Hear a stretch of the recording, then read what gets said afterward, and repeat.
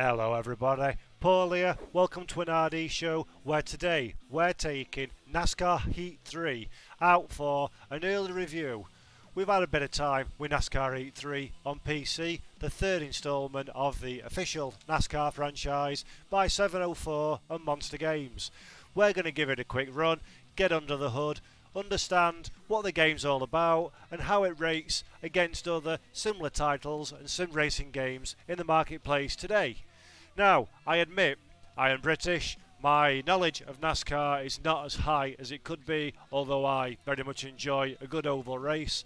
This is my first exposure to the NASCAR Heat franchise, so I'm looking forward to having a go, seeing what I think and sharing my impressions with you guys here at Race Department and on YouTube. First things first, I'm going to talk about game presentation, UIs and opening screens. You'll notice we've got an immediately quite a rocky, quite an American feel, which is very much in keeping with the NASCAR real world franchise. So we've got a whole selection of guitar driven rock tracks in the background music. Quite nice audio, to be honest. I quite like this kind of music, so that sort of sets the tone for a quite aggressive, rocky, colourful game that we've got going on here. Now, I've loaded up and I've got an immediate gripe. We've got this. We're using one of these to navigate our way through the menus. Keyboard menu navigation is something in a modern PC game that bugs me a lot. And unfortunately we've got that with NASCAR Heat, so we're working the keyboard to get through the game screens. That's a little bit disappointing. And while we're on disappointing things, if I go to the controller screen, I'm using steering wheel, pedals and H-shifter gearbox to play NASCAR Heat 3. It's a Fanatec Club Sport version 2, so it's a fairly common, fairly well known, long established wheel now. And when I go into the controller settings and select my wheel setup, there is a default profile for this, but it's very difficult for the wheel to map itself into the game. Regularly it keeps dropping the settings that I've picked up, which I found a bit frustrating. It took a little bit of fiddling to get the wheel to actually do exactly what I needed it to do. But once we got there, we got through that. It was nothing major. It's a minor gripe, but it's not something that's going to hugely affect your buying choice or enjoyment of the title any. But one thing I will say, there are very little in the way of force feedback settings to adjust. So a lot, I am fortunate that with my Club Sport, I've got some settings that I can adjust on the wheel itself that will help bring a better experience for the game for what I can find, but we've got minimal to nothing in terms of force feedback adjustment, and that has a very significant impact on the gameplay experience, which we'll come to a little bit later when we get out on track. So let's back out of this settings. You can see here we've got quick race, split screen, which is very welcome, a championship, challengers, career and multiplayer. Now, quick race is exactly what it says on the tin. Pick any car, driver, track combination, go have yourself a motor race. In NASCAR Heat 3, we've got the Monster Energy NASCAR Series, which is the top level championship in the NASCAR circuit. We've also got the secondary major support series, which is the NASCAR Xfinity Series, and the third tier support, which are NASCAR Camping World Trucks. The trucks are quite cool because they have a different body shape. They are the flatbed truck style compared to the main series. Excuse me. And then new for NASCAR Heat 3 is a Fantasy Dirt Extreme Tour, which is dirt cars racing on short dirt ovals. That is a nice welcome addition as well, but for the sake of this video, I'm going to put some footage on in a quick race scenario. So we go in, and these are the choices you see. So the Monster Energy Series, the Xfinities, the Camping World Trucks and the Extreme Dirt Tour. Now, although this is not, as it says on the tin, a sanctioned NASCAR series, they do use actual real world cars in this particular game mode. So again, it's a nice little bit of added depth to the NASCAR Heat 3 in comparison to the first two earlier versions of the game. So excuse me, we're going to go for the Monster Energy series for the sake of this video. This is the main one. This is where the most people will recognise the drivers and the cars. We've got the full grid of NASCAR 2018 style class. A few names in here. Jimmy Johnson, of course, is a fairly famous driver. NASCAR's going through a difficult time at the moment. A lot of the big names have left the sport. Excuse me. A lot of big names have left the sport recently, so things like Dale Earnhardt Jr. won't be available to play on this copy of the game. So, we're going to go. We'll pick Chase Elliott. He's a driver we enjoy. He's got a good looking car. We'll select that. I've got to keep looking down at my keyboard. It bugs me. I'm sorry. And then we've got the full selection of tracks from the NASCAR race series. So we're going to pick Michigan. Because we're European and we don't know much about oval racing, Michigan's a fairly easy oval to drive on. We've got to do ovals because it's NASCAR. You've just got to. So, let's get it loaded up. Let's get out on circuit and see what NASCAR Heat 3 from 704 Games and Monster Games drives like with a wheel on PC. I hope you enjoy the video. Like us on YouTube, give us a subscription on Twitter, Twitch, Instagram and Facebook, and let's have fun. Okay, so the race is loaded up. We've got 102% AI difficulty. We're starting from the rear of the grid. We've got full damage, full flag rules, normal fuel and tyre wear usage, and we're running 3 stages in this 25% distance race. For those of you not familiar with stages, that's a relatively new NASCAR rule introduction where the races will be run for a shortened period of length, stopped, points awarded for those who finish in certain positions in that stage, and then restarted again from those positions. Something I don't like, something I'm thankful that NASCAR Heat have given us the option to turn off should we so desire. But for this, we're going to keep it pretty much as it is in the real World Series, and we're going to have stages turned on. So, let's go. I'll look down at my keyboard again, press return. The Firekeepers Casino 400 at Michigan International Speedway. Let us do some racing. Okay, manual gearbox, H pattern. Started us off in first, which is not helpful. Up to third.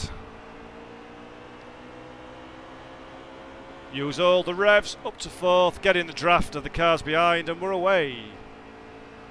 Now again, as I say, I'm European, so oval racing's not something I know much about, apart from watching the odd race when I can on telly.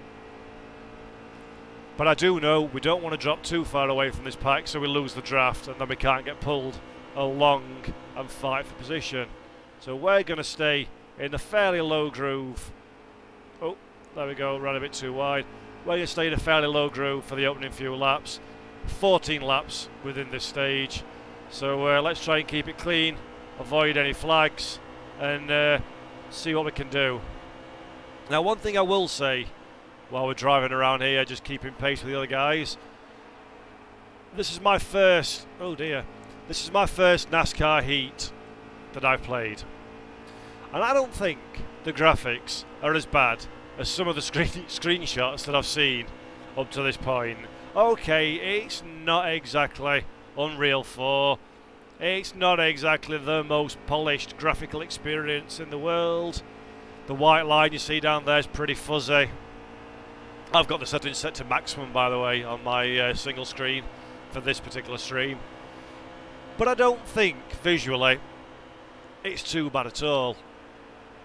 More than adequate for our needs. I'll certainly say that. And that's been one of the big pleasant surprises. I think graphically, NASCAR Heat 3 is pretty decent. It certainly doesn't detract from the experience on the track in any way, shape or form in terms of the graphics. So yeah, that is a good bonus. I'm pleased about that. That's something I was not expecting before I fired the game up for the first time. Right, let's try and not run wide this time and see if we can get a run on this chap. So I've come out of the throttle a little bit now because the draft is pulling me along. Got back on the throttle a little bit too early, so we're going for the the middle line. Going to run it wide to the wall, get a run. We'll stay with the guy now on the outside line and just see if he can pull us along the pack a little bit. So come out the throttle, stay out of it a little bit longer. There we go. So that's the line that we're after. So that's what we need to do now. I appreciate some of you out there don't like oval racing. I do very much. So I can see how this can be potentially a boring subject for people who are used to street courses and turning right. There are road courses on this. We have got Watkins Glen, we've got Sonoma, and potentially Road America as well, I believe, and Canadian Tires Motorsport Park. So there are road courses for those of you that like that sort of thing, but the real world NASCAR series does fairly rarely race on the road course, so ovals are predominantly where this game is centred. And I will say the AI is excellent. They've done a really good job. AI on ovals, I understand, is something that's quite difficult to master, as I run a little bit too high and drop back behind the guy. Yeah, AI on ovals is something that's quite difficult to master from what I understand, and 704 games and Monster Games have really done an absolutely brilliant job. This is a very good artificial intelligence racing on ovals in NASCAR Heat 3, and provides an exceptionally good challenge for the sim racer that's wanting to race against the computer. As I say, I've got this on 102% AI difficulty. I am no expert, as you can tell by my driving. I've got the default safe, stable setup applied to the car, and they do a really good job. The AI can go higher, so as you can see, I'm finding my way through the field fairly easily here. So you can set the AI higher if you wish for a more challenging driving experience, racing experience. And I think AI is where NASCAR Heat 3 really shines. The guy that you can hear talking, that's our spotter. So in American racing, certainly when you're doing these sorts of speeds on an oval location, tend to have a guy per car up in the stands that can see the whole track and can give you some advice on where your rivals are in relation to where your car is, to avoid you sort of coming down or going up onto the line that they're on and having the mother and father of all shunts. And in Heat 3 we've got proper real life NASCAR spotters providing the voice for that, so that is a nice nod to realism and authenticity that I quite like. I dare say, much like in Heat 2, there'll be DLC packs for different spotters to be used. If you've got a certain spotter for a certain driver that you support in the real series, you can have him making, or her making, the calls for you out on circuit. But while I speak of audio, the audio in Heat 3, for the engine sounds at the least, is absolutely horrendous. These sound garbage. How this engine audio has made it through quality checking, I do not know. It's junk, absolutely rubbish, and that kind of takes away a lot of the fun of driving NASCAR Heat 3. I'll be quiet for a lap and just let you listen. This is not the throated V8 roar of a NASCAR that we all know. So I'll shut up and let you have a listen. Careful, still there.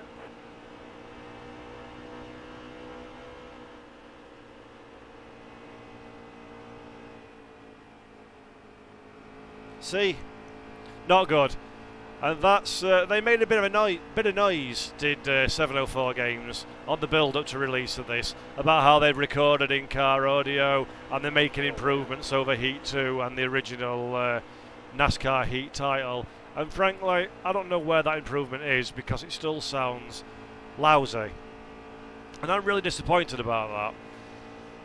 These guys are replicating the real world series, and things like capturing good quality audio, especially when you're racing on an oval configuration like this, where the racing, hello, we've got somebody there with their engine on fire. Especially when you're racing on an oval location like this, where the engine note is for a long time keeping to the same sort of pitch as it does now, because we're usually full throttle or just coming off slightly into the corners. It's quite important to get good audio, I think, to make it a reasonably authentic experience, and I'm afraid they've fallen once again flat on their backside with this, which is a real shame. But other than that, as I say earlier in the video, they've got some good soundtracks, they've got some good records playing in the loading screens and whatnot. They're a competition run, I believe, on the build up to launch for unsigned bands to send in demo tapes to use within the game, within NASCAR Heat 3, and that's a nice touch. I like that. That's a good idea, so it gives some exposure to some unsigned, unprofessional bands in the US, Canada and surrounding regions. So that's nice, but the cars themselves are pretty poor.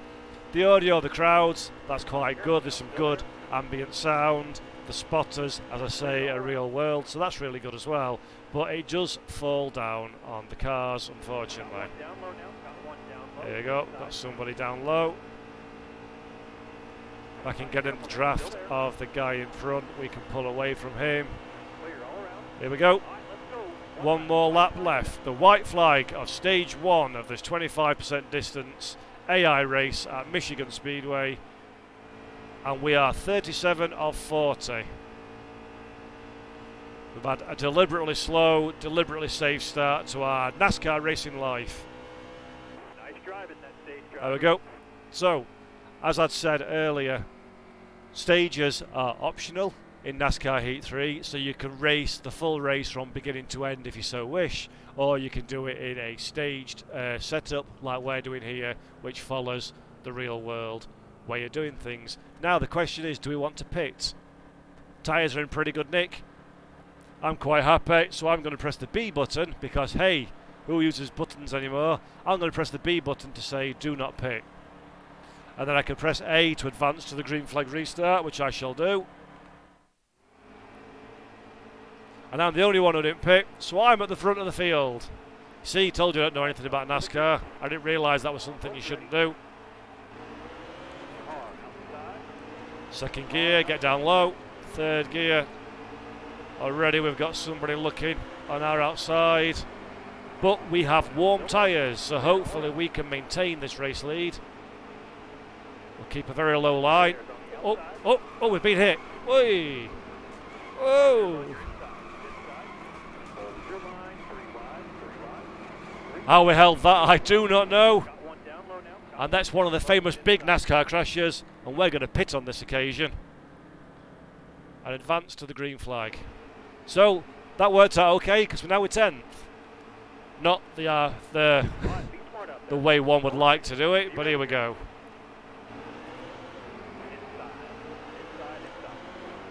So there you go, everybody. Don't pit at the end of the first stage. They cause an accident. Pit under caution and you'll be alright.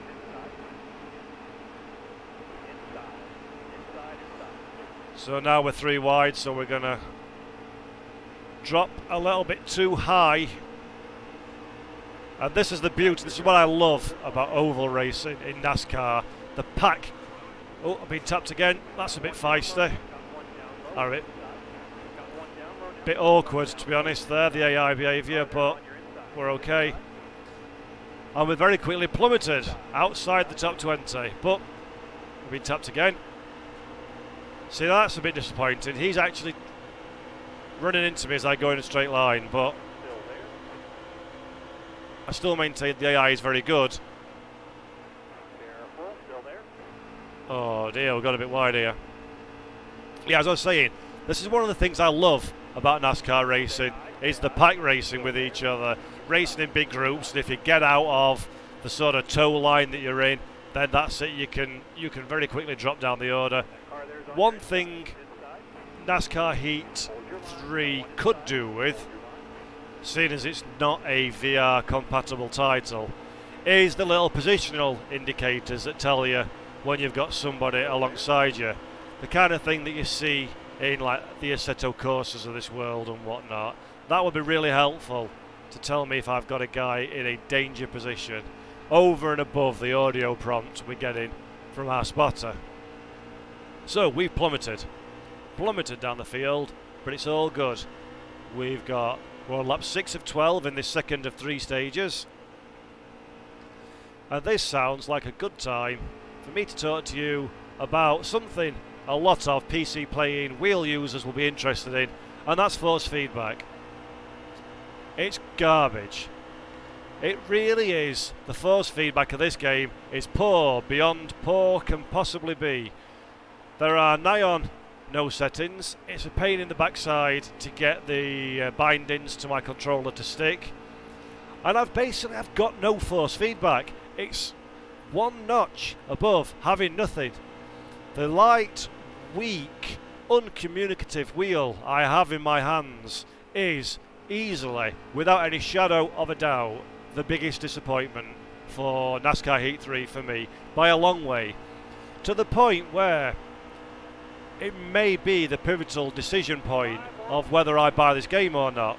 There is not enough force feedback at all to have even a remotely enjoyable wheel driving experience in Heat 3. I'm flabbergasted, frankly, that it's allowed to be like this. I understand Heat 2 had a very similar problem where there was very poor feedback, low forces from the wheel, and it's carried over again into Heat 3. There's a little bit, as I'm on the oval now, there's a little bit of resistance to my wheel, but that is purely all it feels like to me, resistance. Nothing more, nothing less. It's not communicating to me what my tyres and my car are doing. No, nothing along them lines. It's just a little bit of force going in the opposite direction to what I'm turning. But even then, it's only the smallest, most minute amount of force. There's dead zone in the middle of the wheel. You can see my wheel moving now. That's giving me nothing back. Absolutely nothing through my hands. And in the corners, again, like I say, a little bit of force, but I can't feel my wheels under me. I can't feel the car braking traction, which it never does, by the way. It jolts me when I have contact with other people. But that's it. Really poor force feedback. I've tried it, and I'll possibly do a video on it later in this review, or I may not, depends on how long we run. I tried it on a road course, and that's just a dreadful experience altogether. On the ovals, a lack of force feedback is not too critical when running fairly alone like we are here. But when in a pack, as you saw from that sort of contact that we had earlier, it makes the fine detail movement very difficult to control, because you're basically running blind on the wheel. You don't know what the car is doing apart from the visuals, and because there's large dead zone throughout the steering range, the car's almost moving, and because you've got nothing in your hand, like I say, that level of movement you see there, I'm getting nothing back on the wheel from that. So there's minute moves which are critical when you're racing in a 2-lane pack of cars at 200 mile an hour. That the wheel's just not telling you what's happening. That is a disaster, basically, an absolute disaster. The force feedback, I dare say on a controller it's quite nice, but on a wheel it's really poor. And that adds to my thoughts that this is a game predominantly designed for consoles and controller players that's been ported as what feels like, to be perfectly honest, a bit of an afterthought to PC and steering wheel users. As I say, on an oval you can get away with it. On a road course it's just not an enjoyable experience at all. So, next question. Do we pit? Do we pit? I don't know. We're 35th. Not going to lose nothing if we do. Let's put some fresh boots on. Let's advance to the third and final stage. Looks like everybody else pitted too, so that's good news. And we are go. Lap 32 of 50, so we're running to the flag here at Michigan. Now, before that enforced break to talk about, to deal with pit stops and stages and whatnot, we were talking about the force feedback. And this is where, oh, a little tap at the inside, this is where the force feedback or lack thereof gets a little feisty, because you have great difficulty knowing what's happening with the car during little steering inputs. Now, I dare say it's something that if you're a die-in-the-wool oval NASCAR fan and you really want to get the most out of this game, you can overcome that with practice and perseverance. But in 2018, running an official license for such a popular racing series, I don't think having so little and so poorly detailed force feedback's acceptable. It shouldn't be something that you have to just get around. It should be something that's there, out of the box, and is good. And it just isn't. And that's a real shame.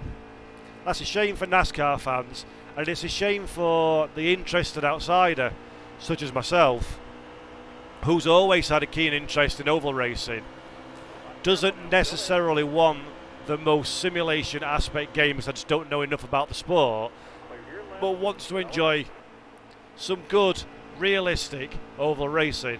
This is not a sim, nor is it arcade, but it's not a full-on sim, and I think where it's pitched is perfect for the likes of me that wants, as I say, to have a good NASCAR experience but doesn't know enough about the fine detail of the sport to have a sort of R-Factor 2 level of simulation and tyre flex and all the little nuances that come with it. So I'm doubly disappointed really about the force feedback in that regard, because this is the kind of game I think I could enjoy. It's at the Formula 1 by Codemasters level of simulation, but pitched at the NASCAR world, which is just right for someone like me, but perhaps maybe not enough for the real hardcore long-term NASCAR fan might want, and then they'll probably have to stay to the stock car content in R-Factor 2 or iRacing to get their NASCAR thrills.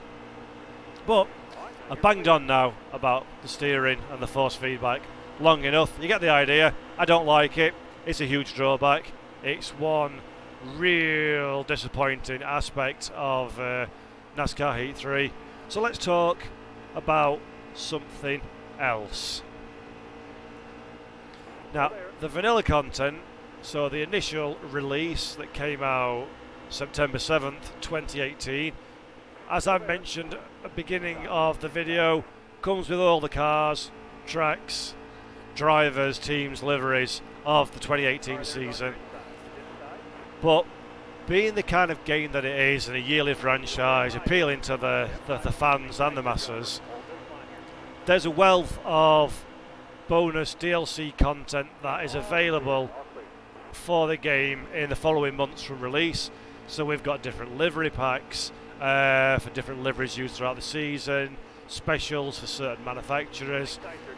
And what I think is quite nice to add a little bit of depth to the game is they have new challenges. Now we've got some challenges already in NASCAR Heat 3, and what they are is they're recreating certain scenarios that either happened during the 2018 Monster Energy NASCAR Series Championship, or other certain scenarios that might be fun to try and recreate in the game.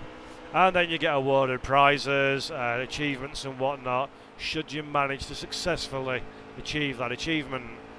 That's quite nice for fleshing out the depth of the game and giving you something a bit more over and above the single player and the career mode to play on.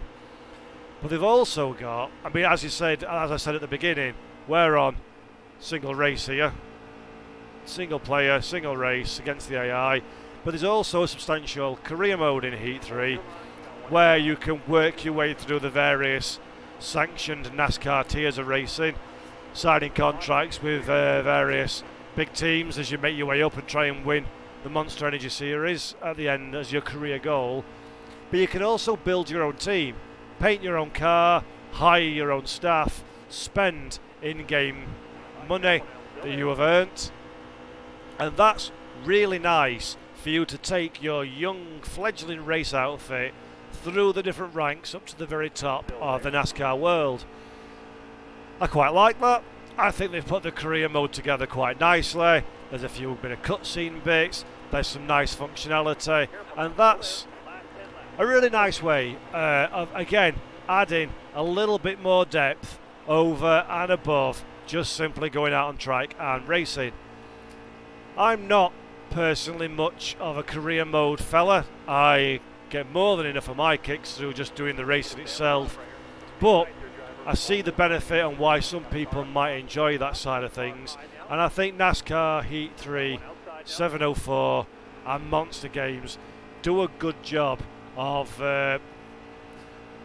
making it engaging and enjoyable, but without being overly intrusive with horrible cutscenes and having to sit and wait to progress to the next stage, like can potentially sometimes be labelled at the Codemasters Formula 1 series of games. So the career mode, really quite good. I've not spent much time in it, and I may well do a little video on that one at a later date, but I think they've got the balance just about right. There's an in-game painting booth as well. It's a little bit simplistic for those more experienced painters that are used to creating liveries for other games, but it's enough to get your own team, car, brand, design, whatever you want to be, out on circuit, and that's also welcome. That's something that's very much a positive for helping you identify yourself against either rivals in the offline mode or online against other drivers. You have victory theme tune music that's played when you win a race, all very showmany, all very NASCAR, very American, but again a nice touch and adds a little bit more to the experience that this basically this core audience that people are targeting this game towards, which is predominantly the American market, which is predominantly the dyed-in-the-wool NASCAR fan. Right, I've been talking, I've made some places up, so second I concentrate again we run wide. It's all good. There have been no cautions apart from the one that I caused. Right, 3 wide. Again, you're saying bottom lane's clear of that, which is lovely, but it would be nice to have some positional arrows flash up on screen just to show me where things are. I want to talk about stuff on screen, and this boggled me greatly when I first fired the game up. Be aware that when you go on track for opening practice for the first time, it has the dynamic racing line, coloured line indicator, green for you're at the right speed, red for you're going too fast. I could not find a way to turn that off. It appears as though that rears its head in opening practice and then goes away when you get later in to the race weekend in which you're participating. So should you have bought this game and you're wondering how to turn off the guidance line, fear not, it will go off. Just progress it to qualifying and you'll be absolutely fine. Oh, we'll have a caution with 5 laps to go. The computer's taken over my car, which is nice. I'm not going to pit because there's only 5 laps to go, and if I do find myself at the front of the grid, I'll defend, so don't worry. So I'll press B, we'll press A to progress it, and nobody else has pitted either, but we have got a Smoking Joe further up. Smoking on the racetrack's never a good sign. And we're back in. Oh, there's been some bottleneck with a damaged car, so everybody's slowing up. NASCAR would never allow this. This would be another caution. We need to get into the high lane. So does everybody else by the looks of it. And our damaged friend there is holding everybody up, which allows us to straight to the outside and make a whole armful of positions up and look a hell of a lot better than we actually are. Cool. We've gone to 26, we've only got 2 laps to go. I'll take that, thank you very much. First time I've seen that in my running in the game so far. So, a little bit of a bug really. I would have thought that smoking car would have gone into retirement by now, or the AI would have known to have worked their way around it, but never mind. let's see if we can snatch a top 20 on the final lap of our first NASCAR race at Michigan. Still there. Oh, we've been tapped, but we've controlled it with our massive amount of dead zone on our steering wheel. Got one down low. Inside. And we saved it. Top 25 it's looking like for us. Clear here. Low clear. You've seen that we've been with this guy a couple of times, Gilliland. Let's see if we can get round his outside. The high line's not quite working for us, so we'll dip into the draft, get the drag to the line. No, we ran out of horses, but 25th, that'll do me. Speed rating of 96, whatever that means. And that's our first race in NASCAR Heat 3. So, let's back out to the main menus and have a look at dirt track racing and see if that is a more substantial experience than we found on the ovals so far. Back in a minute. Okay, we're back to the main menu. We've got some more rock and roll on the cards. So let's go up to quick race. Now, I'll admit I have not tried the Extreme Dirt Tour series yet, so this will be very much a first drive in it. So let's have a look what we've got. We've got a few different notice the weird and wonderful cars that you see in front of you here. And we're going to be Nick Rend, why not, in number 00. Now, we've got a new set of tracks to pick from that are specific to the Dirt Tour series. So as you can see, Las Vegas, Jefferson Raceway. That one looks interesting. That's got corners on it that go other than left. We'll have a go at that. Let's see what happens. Again, to clarify, I have never tried the dirt on this yet, so it's going to be a journey into the unknown that we will share together, which is going to be nice. So, here we go. Be interesting to see what this looks like. Be interesting to see how the force feedback, or lack thereof, corresponds with a loose surface environment. That worries me. That's a little bit scary, but let's see what we can do. So, we'll press enter. We don't want to do practice, so we'll press Y. We don't want to do quali either, so we'll press Y again. And let's go racing. Immediately, these sound better engines. Alright, be smart out there. Going green. Alright, be ready. I like the look of this. This looks good already. Green flag, green. So the force feedback's still non-existent, sadly. Which is Left side. weird. Weird driving that on a on a dirt course. But you know what? This looks pretty good. They've done a graphically done a very nice job of this. The dirt kicking up looks good. Quite like it.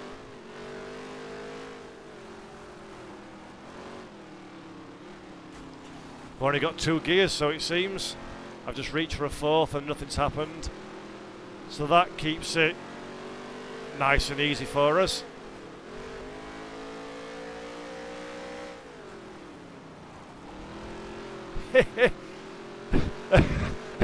This is quite, I like this. This is quite good fun. I must admit I've never ever, funnily enough, ever seen a NASCAR series dirt race before.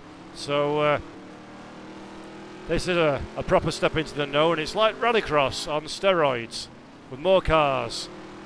Oh.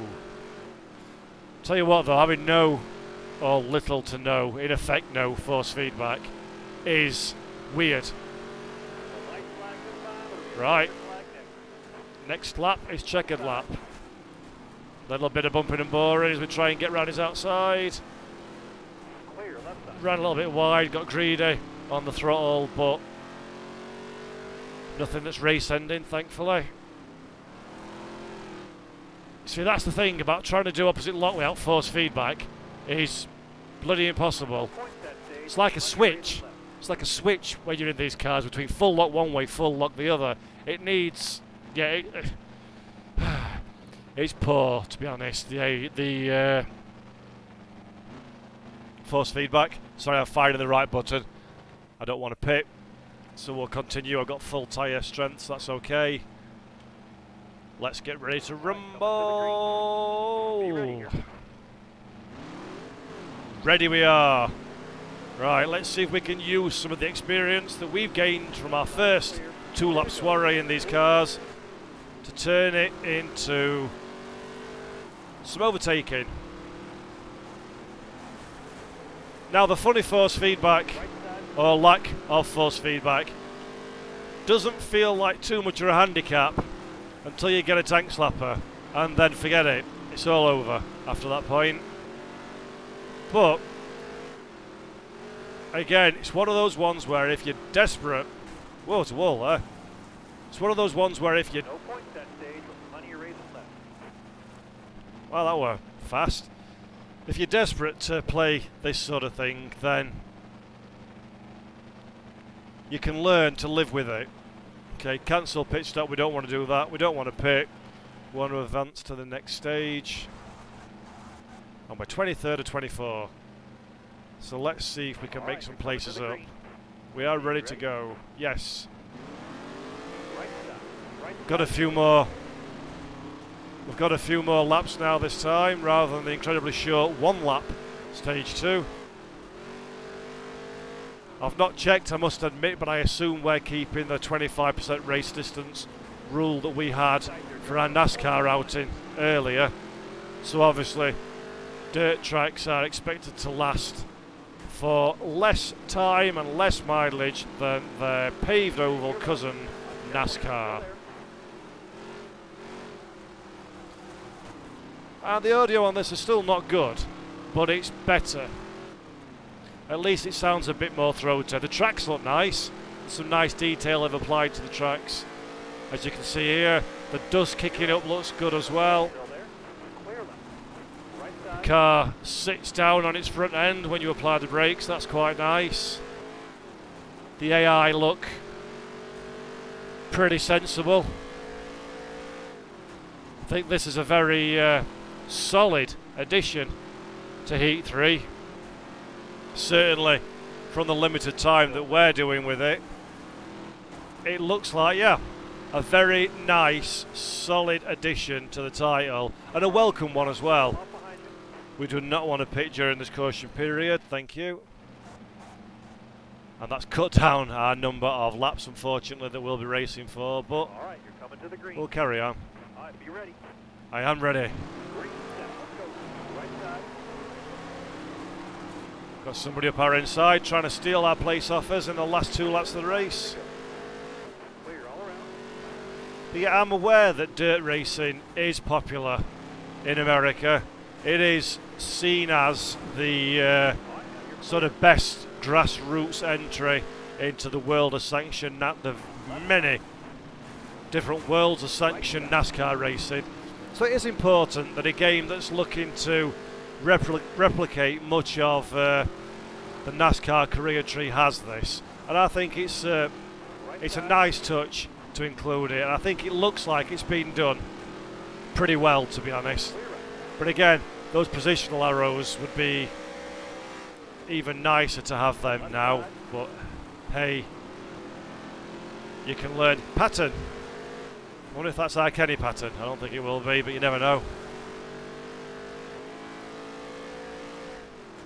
Right, coming towards the end of the 12th of 13 laps. We're 22nd. Let's see if we can... Oh, a lot of dust there. Let's see if we can steal in and grab another place or 3 before it's all over and done with. It actually, having no or little to no or as good as no force feedback, you kind of get used to it after a while. And as long as you don't get dramatic with your steering inputs, it's not too... Oh, the race is over. A caution has occurred after the leaders crossed the finish line. Yeah, as long as you don't get overly dramatic with your steering inputs, it's something you can live with, but it is a little bit disappointing, I must admit. So there you go, a 19th. We were slightly more competitive on dirt than we were on paved oval, although we had less time in which we could screw it up in, because it was only a short race. So, quite good fun. I enjoyed that. Let's finish event. Let's leave the track. So, how would I sum up NASCAR Heat 3? I think graphically, it's solid. It's a lot better than I thought it would be. That is absolutely for sure.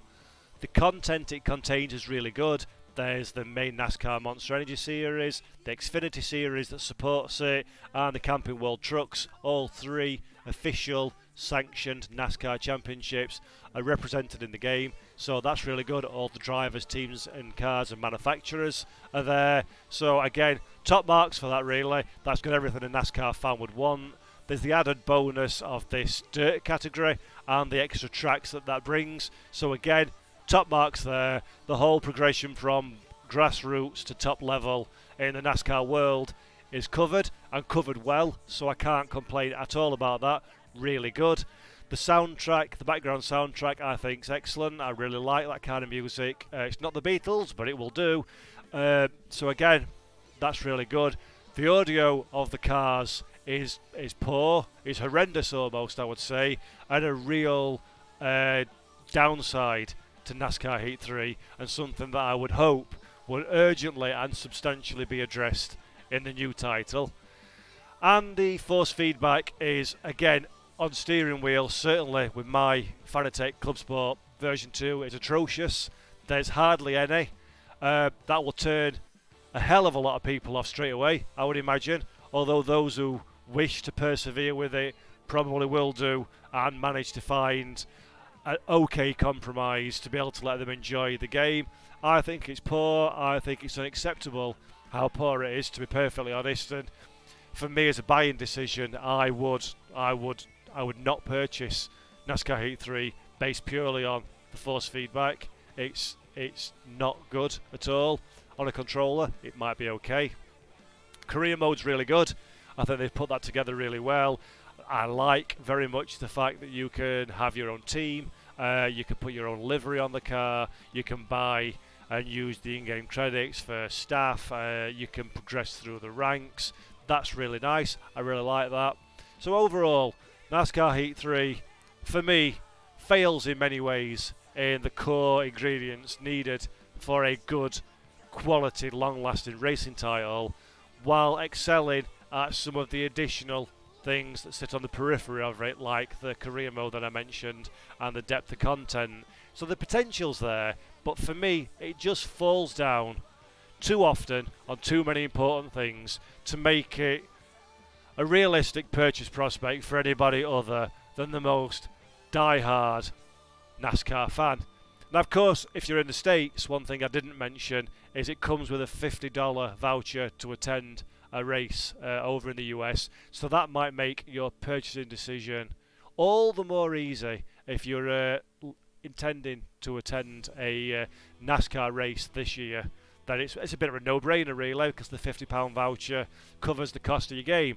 But for us Europeans, certainly for us without the affinity for the NASCAR racing series, it's a hard call to say whether I'd want to buy this or not.